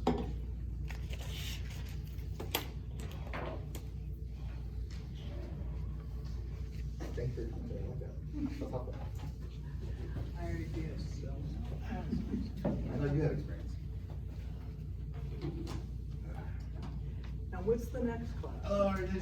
We're doing Future Proof, so we're just working with different technologies. You guys understand like what technologies you can use to help you in your business. And then I know that you wanted some additional help with Tuesdays is the day that we do command. So command your business is on Tuesdays, so Right. that's the day that we're gonna be focusing only on command stuff. Okay. So if you had to pick a day to come, that Tuesday would probably be one of the better days to come. Right. I know you come pretty regularly anyways. Right. But I'm just saying, if you're gonna be coming, Tuesdays are gonna be the better days to come for command. Yes. I had a lot of nostalgia when you were talking. Oh, yeah? Yeah. Last stuff came up? Yeah. Yeah. Miss it. Miss it. Mm. Yeah, no, it's fun. It's fun stuff. Yeah. It's fun stuff. Yeah. But, you know, it takes too long. That's just all there is Yeah, to it it. It does. just takes too long. And it's You need a lot of patience. Oh, yeah. I That's mean, why I was always, you can still do some of that in the probate stuff though, that can tie in. well, the one thing that I'm kind of excited about, and I'm sure you'll understand this completely, but, if this actually launches and, you know, gets going, when it does, Uh-huh. then I get to interact with people that know what they're doing. Yeah, absolutely. Yeah, I mean, that's really what it is, you know, because all of, I mean, a lot of I don't know what the potential is, and Mhm. maybe you do, I don't know. But for people, who are coming into residential real estate, I can't imagine what the potential is for them to flip to commercial. It's hard. Oh, well, of course it is. It's very challenging, yeah, yeah. Right, yeah. And so I don't know the numbers and what that would look like or anything else, but I have talked to too many people in residential throughout my career in commercial, where I was always managing shopping centers, see, and leasing and doing sales here and sales and, Sure. but, they had no idea, Mm. none. And all we would do, of course, I actually do, is say, well, don't cooperate. Mm. And then they went away, Yeah. because it was always gonna be way too difficult. Yeah, when you're working with a residential Right. agent who's never done a commercial deal, that can be very, very complicated. Well, and even if they had, you could tell right off the top, but they didn't know anything. Mhm. And it was gonna be exactly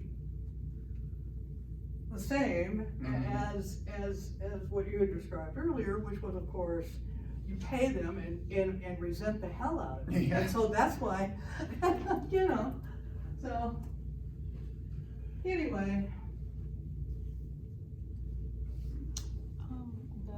Yes, ma'am. Might have a new, game plan. You have a new game plan? Well, yeah, I need to talk to you about it. Oh, There were okay. some major changes, so, not in Okay. a bad way though. Yeah. Good. You talking about how you're gonna run your business? Yeah, and then like, remember we had a goal in the beginning, like it decreased, the finances like, for me decreased, so have more room, Okay, yeah. okay. Let's definitely have that conversation. So we do, if you wanna do, so I'm doing now, bi-monthly, a goals and activities session every month. So so the second and fourth week of the month, there's a session that we're doing in here, at 2:00 on Monday. It's on the calendar. So if you wanna come into one of those sessions, and we can essentially we'll go through your goals again. We'll go through that entire process like we did the first time, and we'll identify like what your goals are, what your priorities are gonna be, what your strategy is gonna be, and then redo your activities so that we can reassess what your activities are gonna be. Okay? I think that'll be helpful. Sounds like that'll be helpful for you. Yeah. Okay. Your outfit is nice, thank you. What's your name? Sergine. Sergine, I'm Latarian, nice to meet you. You're new? Yes, Okay, I'm fairly new too. okay, it's nice meeting you, cute outfit. Thank you. Latiria, I have you on my calendar for next Monday. Are we getting together? Did you wanna get together in addition to what we already did? Yes. Okay, just wanna make sure, okay. Just trying to get some clarity on my path Gotcha. coming back in, so. Okay. Yeah, I was like, I need a little extra. That's fine. I just wanted to make sure. I wasn't sure if you were like, if that was, you set that up to do what we did last week or, Cause okay. that was helpful Okay. too, but I'm like, I feel like I still need a little guidance with Okay. what I'm doing. No worries. Okay, thank you. Yep.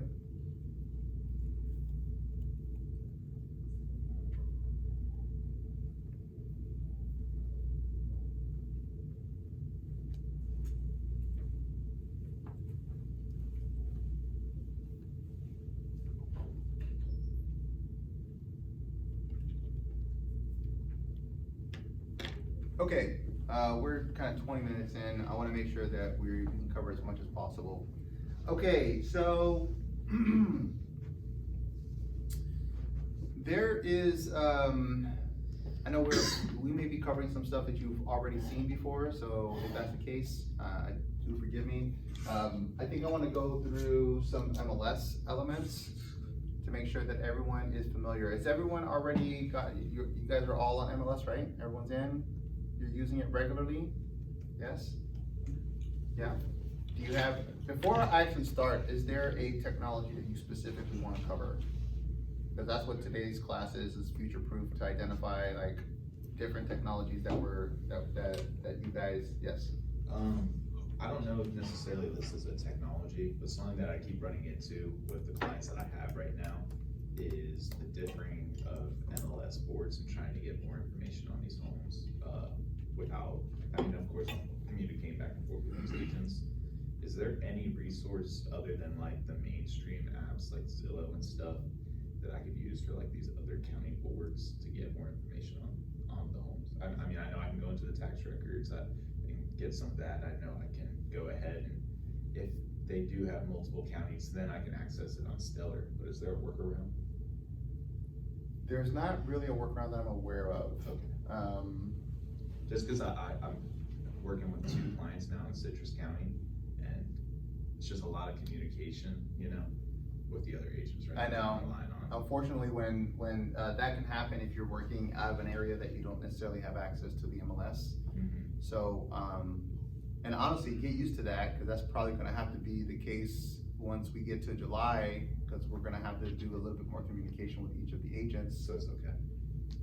I think that's gonna start becoming a little bit more normal, you know, because you're gonna need to reach out to the agent and talk to them initially about, is there compensation being offered? Is there concessions being offered, right, before you even show the property?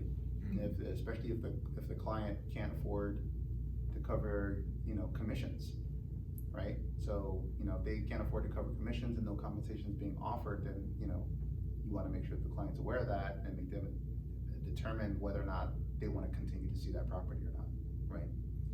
So, you know, I'll have to do some more homework on that. I don't believe that there is a workaround. I know like, RPR has some pretty good information. Are you familiar with RPR? Yeah, but I haven't used that yet in what I've been dealing with, so. So, we can get to RPR. RPR is a really cool tool. So this is all included as part of your MLS dues. It does provide like a market analysis function.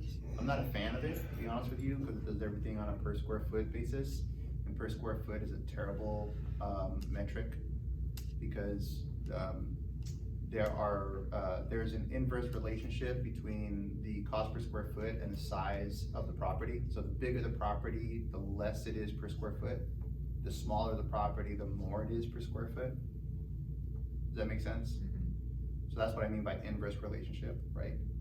So, so I don't usually like to use it for the purposes of creating a market analysis per se, because, it's not ideal. I know that there's a way to do, to manually input some information, but generally speaking, I typically just don't use it for that purpose. But there's a lot of information that you can get here, right, in RPR.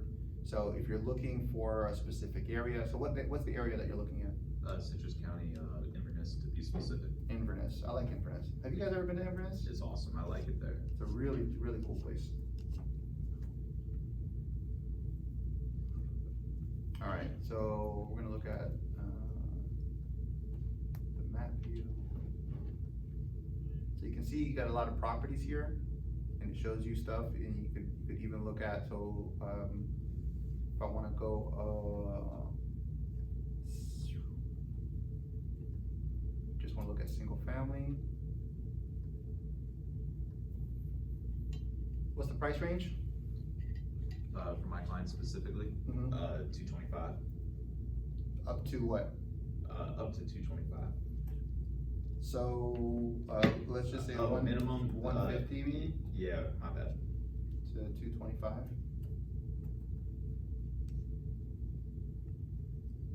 Okay, so do that, beds, baths, They're looking for 2 beds, Okay. at least 1 bath. and then, we're gonna also do only for sale. And we're gonna only look for now for actives. See what pops up.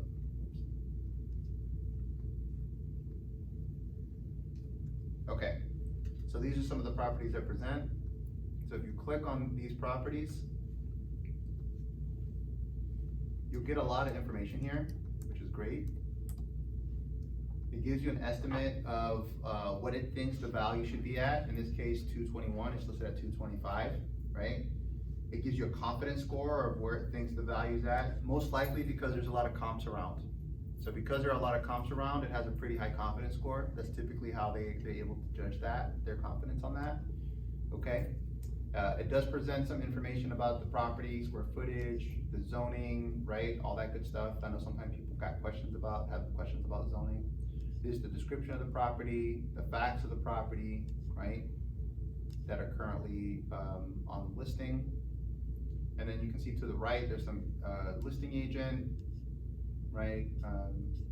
You have the listing agent here, listing details.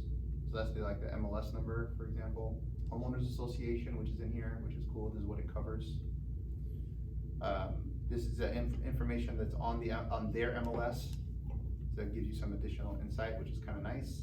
Legal description. This kind of gives you tax information, right? All that good stuff. Let me see. Local schools, owner information. So you can see the owner's information, the history of the property. Looks like this is the first time it's being sold. Recently, at least. Sales and financing history. So I guess that's just, it got a mortgage back in 2016. What's this for? And it's active for sale. Okay, looks like they sold it. Well, it was active for sale in 2022. It doesn't, I'm not sure that it actually sold.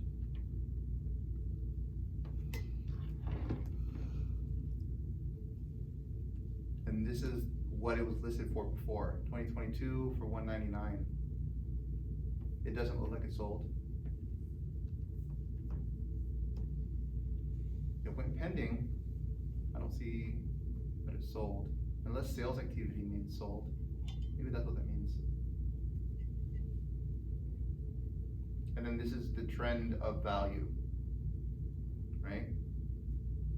Now, what information are you trying to get?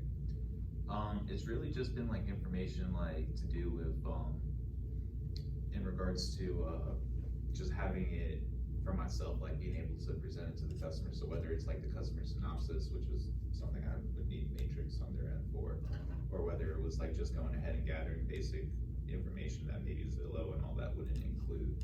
That would be like the main two right there. So this gives you kind of similar of what you see on MLS. I mean, you could probably select these, right? Create a report of the properties. So I think there's a property flyer that will give you one page. And then I think the property flyer would probably be the one that would give you the sort of the quick and fast version for each property.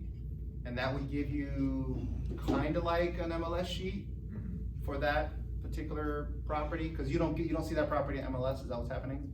Yeah, because they'll only have it on the Citrus County board compared to the Lake and Sumter County boards. And sometimes I learned with Zillow that it'll be awesome because they'll have a little link in the agent information that if it is on Lake County, I can just steal it from there because sometimes it doesn't replicate through the address.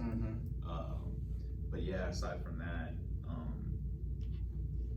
I've just been going ahead and using like Zillow and IMAP and all that to try and like gather information. I don't know why I didn't even think of RPR. Yeah, RPR is really great. It has both a residential component and a commercial component. I don't really like the commercial component, but it is there. There are some reports that you can get from here. You can identify some market information from here, right? And if you wanted to run just sort of a quick and fast like valuation, now this is only if it works really well, like in terms of identifying value, it's like Zillow does. If the property is in a traditional subdivision and there's plenty of comps around, like it'll usually get pretty close to where the value should be, okay? So if you have something that's a little more unique, maybe it's on land, it's in a little bit more of a rural area, RPR usually is not great. So if you have a house that you're doing a listing for, or a home that a buyer wants to get an idea of value, and it's in a subdivision, RPR may be a good, quick and fast way to kind of get an idea of value for this property. So that may be something that you can use. So sometimes they may be like, well, how much do I offer? I know it's listed for, $250, is it worth $250? Well, if it's in a subdivision and there's a lot of houses in the area, RPR will probably give you a pretty good ballpark of if it's approximate value, and then you can bring that back to the seller, or rather to the buyer, and say to them, well, it looks like according to the comps, the value's somewhere between, I usually give a range, let's say it's listed at 250, looks like the values are really between like 230 and 240, right? So I would say, you know, that's where the comps are suggesting the values at. So then, you know, if they say to you, well, how much should I offer? What should you respond? Let's take a look at the comps and see what, like, the market is saying. Okay, well, the market says between 230 and 240, so how much should I offer, Mr. and Mrs. Realtor? What would you feel comfortable offering and making it competitive? Oh, well, I'm not sure, so I'm asking you, how much should I offer?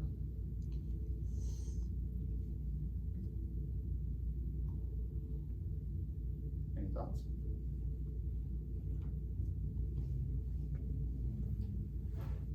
I don't recommend you give them a number, and here's why, right?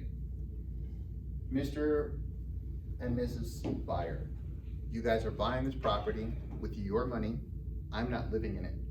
My opinion of how much to offer is very different than what your opinion on what is to offer.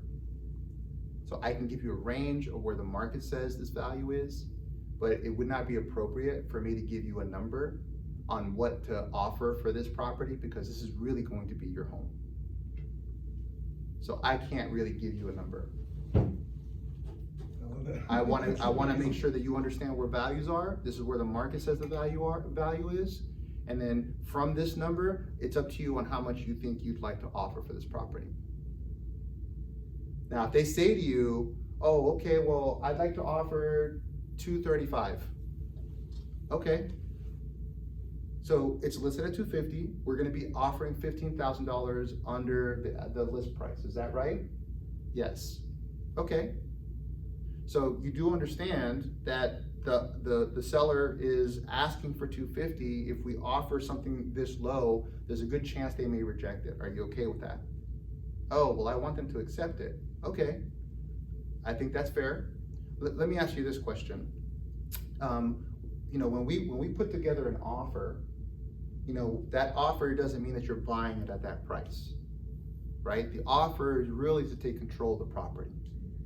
Do you understand what that means, Mr. and Mrs. Buyer? Most of the time they'll say like, oh yeah, I can understand that. What we do then is we use our due diligence time, our inspection period, to identify whether or not this property is really worth what we've made an offer for. So we're gonna wanna check the condition of the property, and we're gonna wanna know if the actual value of the property is there. My recommendation, if we see the value between 230 and 240, to maybe make an offer that might be closer to the list price, and instead of doing our inspections first, do an appraisal first. And let's leverage the appraisal to adjust the price to something that's going to be within the range of what the market is suggesting. Now, one of two things will happen. Either the appraisal will agree with the offer price that you've submitted. In that case, great. It's worth what you submitted. If the appraisal comes in below, then we can go ahead and go back to the seller and say, hey, Mr. and Mrs. Seller, it looks like the appraisal is below what we offered. We don't want to really pay more than the market value. We would like to renegotiate to this new price. And then the seller now has to make a decision as to whether or not they want to take that offer or not. And the thing to remember is the seller is going to run into this challenge regardless of who the buyer is. Because unless you're talking about a cash buyer who has no care in the world about where values are and does not pull an appraisal, they're gonna run into problems. So they could either run into problems and deal with it with you, or they can run into problems and deal with it with the next buyer. Either way, there's no one out there who's excited to overpay for a property. Can we agree on that?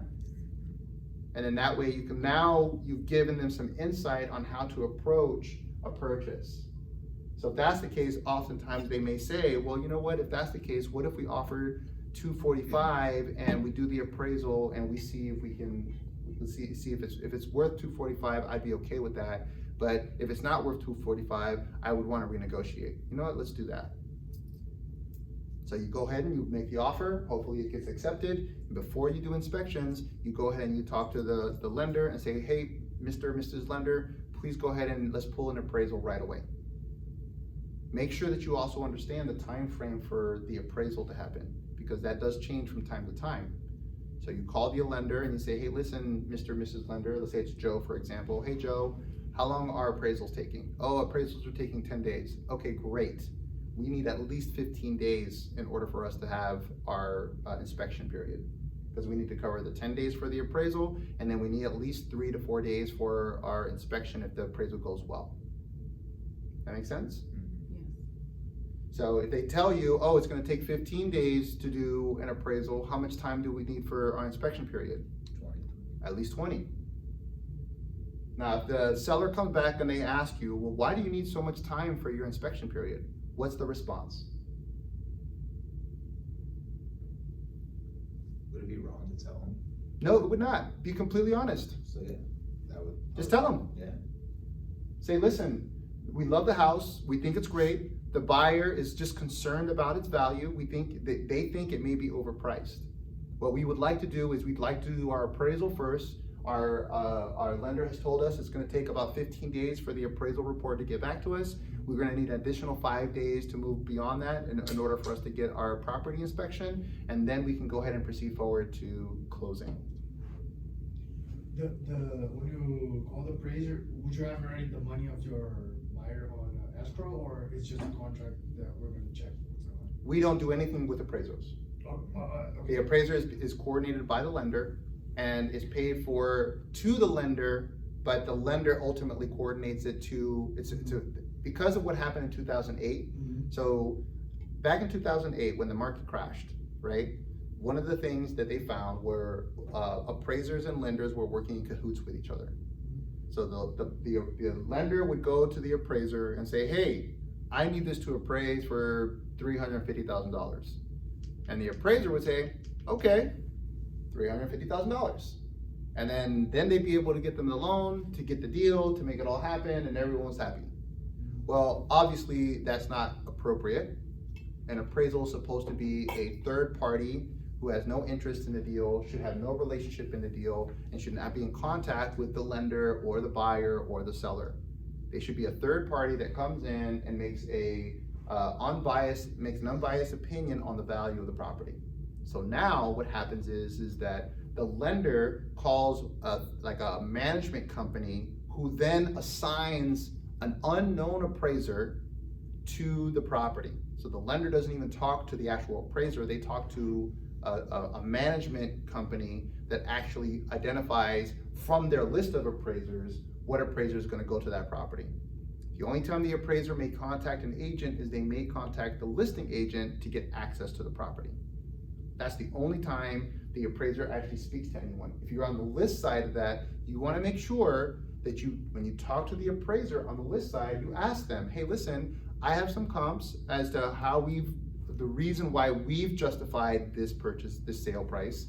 Would you like me to send you the comps that we have?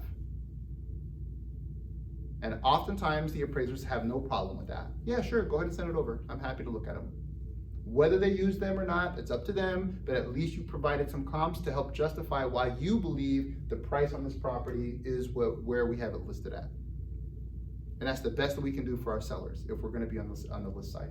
Does that make sense? On the buy side, you're never gonna see or talk to the appraiser. It's not gonna happen. We're just gonna get the report on the buy side, and then the report is what it is. Now, if it comes back lower than the sale price, or the purchase price rather, the offer price, that's when you go back to the seller and you say to the seller, hey, listen, looks like we got an appraisal. Looks like the appraisal came back. It's below our offer price. We would like to renegotiate from, let's say, $245 to $235, because the appraisal came back at $235. And hopefully the seller is reasonable, sees that a third party who has no interest in this process has identified the value of the property, right? They have no skin in the game, and that's the number that really where the property should sell at. Hopefully the seller is accepting of that and will proceed forward. If not, they're gonna find out later on, eventually they're gonna sell it for that price, just to some other person. Yeah, because I was about to ask, then it just is a repeating process until they take that number. Correct, they're just gonna eventually take that number. Yeah. It's just, Which it's sucks for inevitable. your person, but I mean, that's. Correct. the value. Yeah, and that's where, you know, if you're on the list side in that scenario, right, you have to make sure that you educate your seller. You wanna make sure that your seller understands, hey, listen, this is a third-party appraisal, right? And most likely, this is one of those situations where you may have said, hey, we'll test it at your price. This is the price that we found it should be at. We'll test it at your price and see if it happens, but just realize we may run into appraisal issues. We went and tested it. Someone went ahead, rose their hand and said, I'll buy it, right? At the 250, let's say, I'll buy it. Great. I just wanna make sure, Mr. and Mrs. Seller, great, we got someone on the hook for 250. I love that, wonderful. It benefits me that we sell it for more money. But I want you to understand, there's still a possibility that the appraiser may come back and give us a lower number. I just wanna make sure that, remind them at that time. When you get that offer in, say, listen, it's 250 offer, this is great. We have to hope that the appraiser will also agree that 250 is the purchase price. And I will do whatever I can to make sure that the appraiser, I'll try to defend this price as best as possible. But if there are no comps to defend the price, I have no comps to send him or her, right? Make sure the seller is aware of that. I was not able to find comps that could defend 250. We tested it because you asked me to test it, and I think it's fair to test. I didn't think it was that far off from where we were at, where we saw the comps at, but I don't have any data to support this price point. So it's a very good chance that the appraiser will also not find data to support that price point. So I just wanna make sure that you're prepared that the appraisal may come back around the price that I suggested when we first sat down. So you're setting that expectation every single time. And when the appraiser comes back, you don't have to say, I told you so. Now, hopefully, they've been warmed up to the idea that the appraiser may come back. You've told them at the beginning, you told them when they received the offer, and then now the appraiser comes back. You've had a chance to warm them up into that, so that when they sit down and now they're mulling over whether they should consider making an adjustment, you can say to them, look, we really have only two choices here.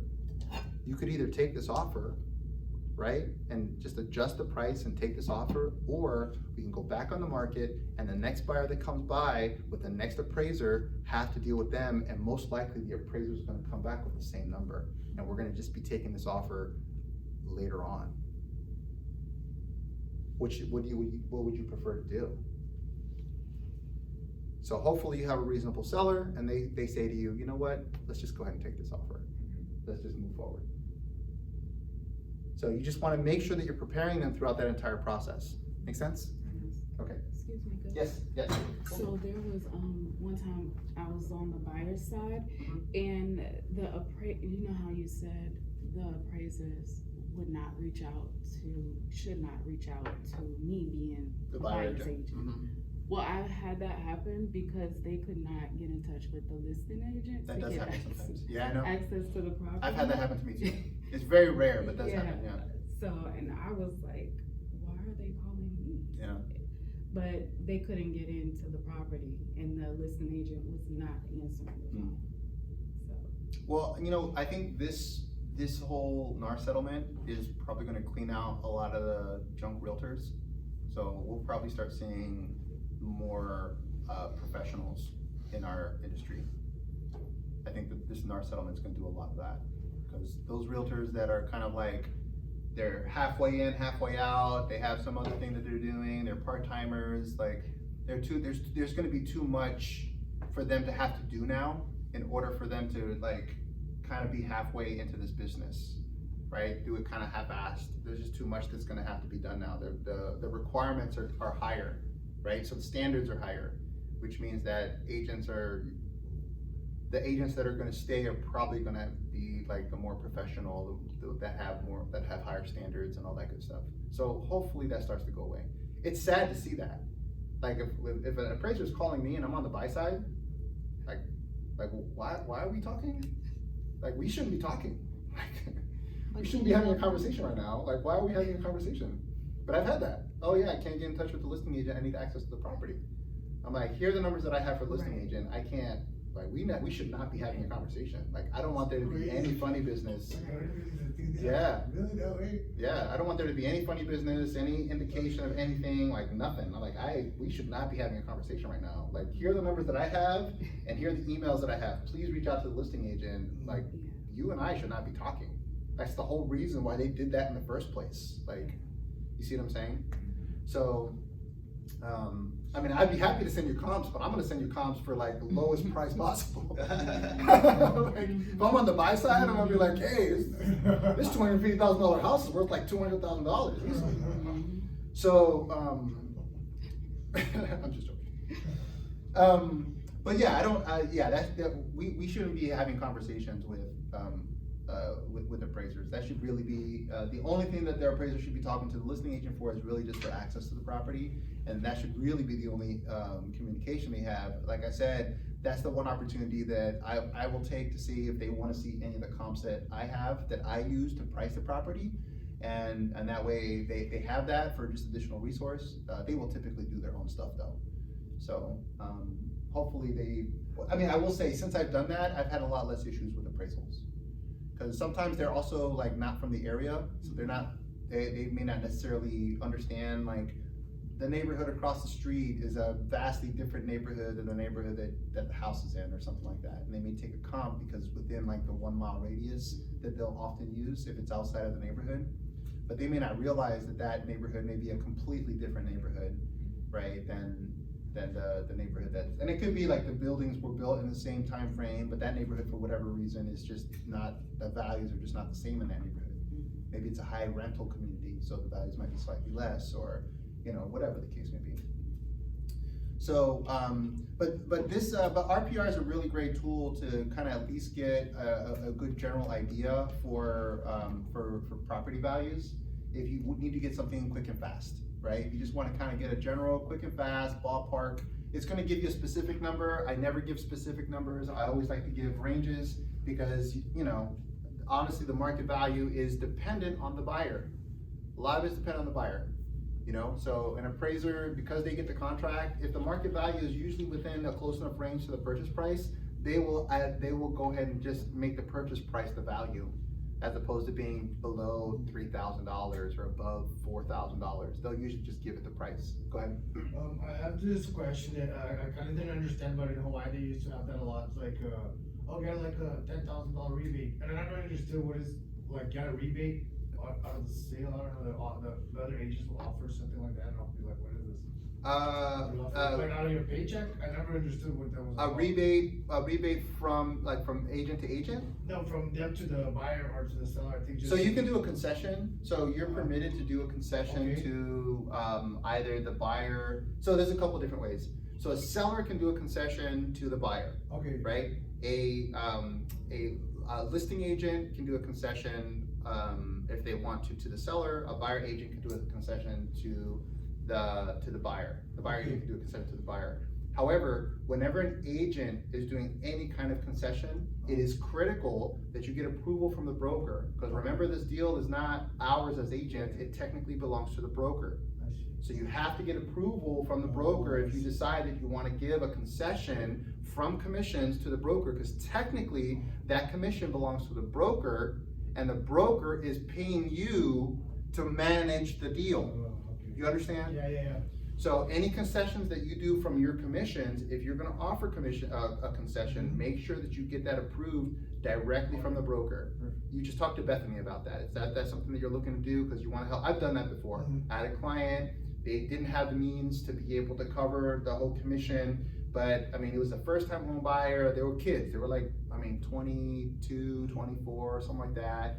Just married. They found a home. It was perfect. They got concessions from the seller, but they still didn't have enough to cover commissions. And this is one of those, the commission was like, I think it was 2.5, and I was charging above that. So I went ahead and told them, listen, why don't I give you a portion of the commission that you normally would owe, and we'll do that so that you can afford to get into this home. I don't want to prevent you from buying this home. This home was perfect, exactly what they were looking for. Awesome. So I went to the broker. I just had a letter written to adjust the commission so that wouldn't be something that would be charged to the buyer. So, and that worked out, they ended up getting the home. Cause I don't wanna be in the way of them buying a home, right? So and I still got paid on it, so it's not like I didn't get paid on it. Are So- you on their Christmas list every year? So I keep tabs with them. That actually worked out really nicely. I'm actually working with their parents now. Their parents want to buy Oh, a good. home, and they're in a different price point, which is which they've been there for like 2 years. So I don't really do like they're one of like I think I have like 5 residential deals that like clients that I work with. So I don't do a lot of residential. I just do like friends and family kind of deal, and some clients that specifically only want to work with me. So I'm helping them with a luxury deal, so Absolutely. that'd be nice. Yeah. But you know, those kinds of things, that helps, but yes, you can give a concession. I've never heard it as a rebate. Yeah, Is that how they call it in yeah, Hawaii? they call it Hawaii rebate. So, Interesting, okay. I've never heard it as a rebate, but balcony in Hawaii is called lanai too. it's what? Lanai. Lanai? Balcony, yeah. What does that mean? It's the, like a word in Hawaii for balcony. Lanai. Oh, for balcony? Yeah. Oh, we use lanai here. Oh, okay. Yeah. Okay. Yeah, so we use lanai here. Typically, lanai though is on the floor. It's not typically on the second floor. So balcony for at least for Florida is on the second floor. For a lanai would be on the ground floor. Okay, so if you go into here, right? So if you want to, for example, look at market trends, this is also good if you want to do any kind of reporting. Oops, what happened here? It was giving me an error too, but I refreshed it and then it started It working. says it's having issues at the top. There's Oh, I only see that, one. yeah. Great. Come on, work for me. No. Nope. Doing maintenance, great. All right, so we'll have to change what we're focusing on. I was gonna show you some reports that you can use if you wanna do like a monthly report of activity and stuff like that. So, let's look at, let's go into,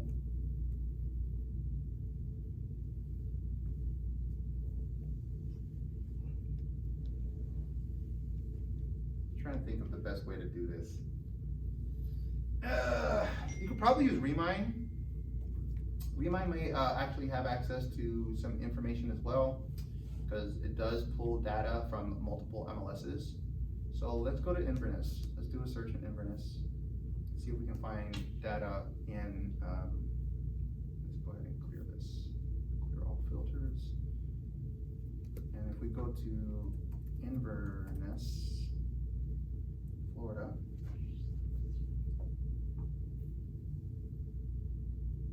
Okay.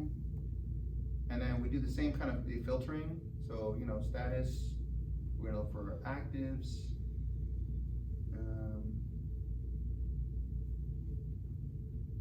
List type, we're gonna do residential sale.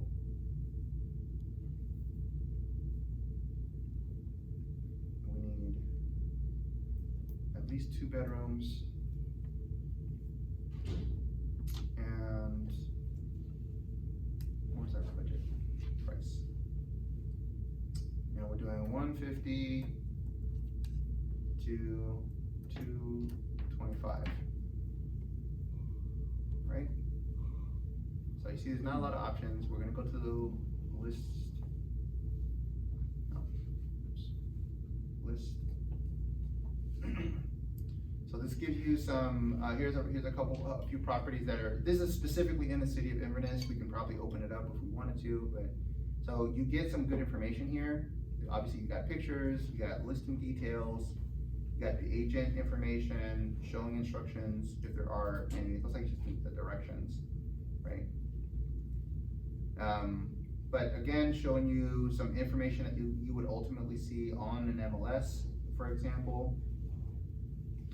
You can see all of the information related to the property. So Remine would be a good place for you to go as well to identify information. There's some public record information, which is great. Look, you have a flood risk element. I know that was one thing that they talked about. Yeah. So if you look at flood risk, so it doesn't say the map is